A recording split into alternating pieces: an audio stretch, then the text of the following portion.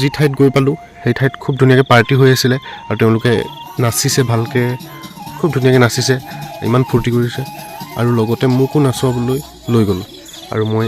নাচিছোঁ আপোনালোকে চাব দেই নাচিব নাজানো শিকাই দিছে অলপ তেনেকৈ নাচিছোঁ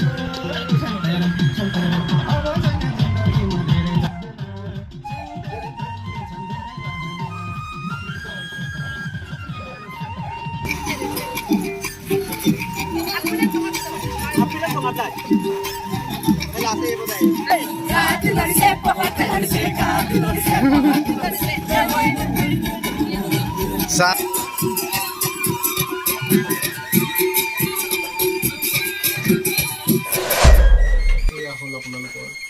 চিৰাং পুৰাং ভাত এয়া হ'ল মাটিমাহ মাছৰ সৈতে বনাইছে মাটিমাহ এইটোতো চবেই চিনি পাব পুৰা গাহৰি হয় এইটো হ'ল